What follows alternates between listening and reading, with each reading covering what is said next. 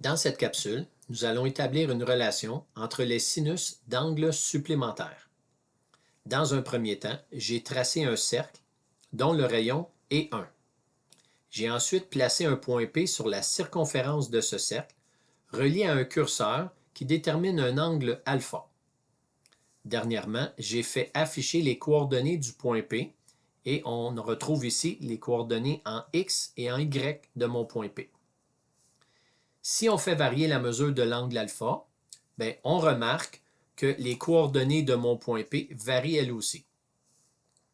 On va aller travailler dans un premier temps dans le triangle rectangle que voici. Et on va aller établir les rapports sinus et cosinus. Par rapport à un angle donné, le rapport sinus, c'est la mesure du côté opposé sur la mesure de l'hypoténuse. On va aller désigner le côté opposé ici par petit y. On obtient donc sin de 46 degrés est égal à y sur 1, que l'on note ici. Maintenant, il est facile d'isoler le y et on obtient y est égal à sin de 46 degrés et avec la calculatrice, une fois arrondi au quatrième chiffre après la virgule, on obtient 0,7193. Juste remarquer qu'il faut placer la calculatrice en mode degré. On remarque que la coordonnée en y du point P nous donne aussi 0,7193.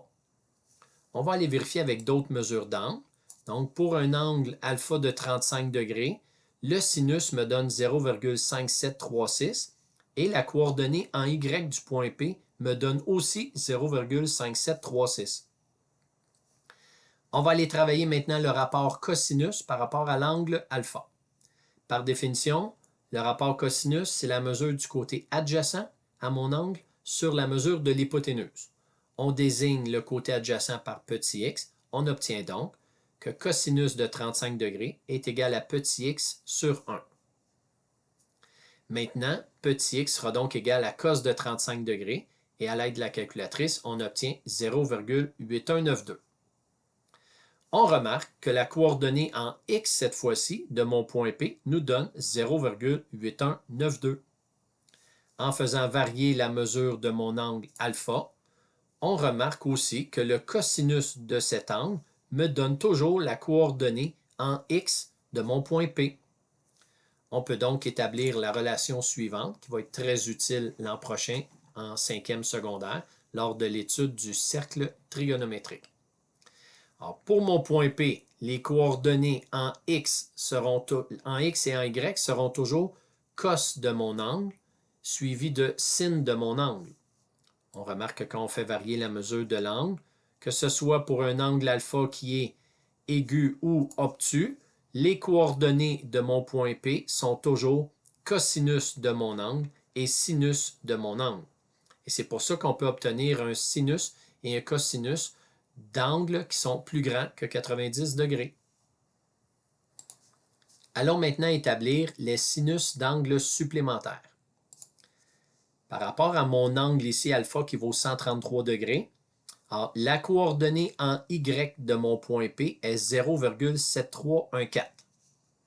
Alors, si je fais tout simplement un autre triangle rectangle juste à côté de cet angle-là de 133 degrés, on s'aperçoit que pour l'angle de 47 degrés qui est ici, qu'on peut obtenir en faisant 180 moins 133 degrés, on a la coordonnée en y du point P qui est 0,7314. Alors, le sin de 47 degrés, qui est obtenu avec 180 moins 133 degrés, me donne la même valeur que le sinus de 133 degrés. On va aller vérifier ça à l'aide du curseur et on s'aperçoit qu'on obtient toujours la même valeur pour des sinus dont les angles sont supplémentaires. Donc, je pourrais le placer avec un angle aigu pour mon angle alpha ou un angle obtus.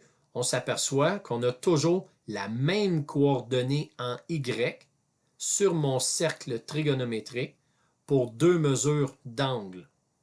C'est pour ça qu'on peut conclure que le sinus d'un angle A, c'est égal au sinus de son supplément, donc 180 moins l'angle A. Voilà.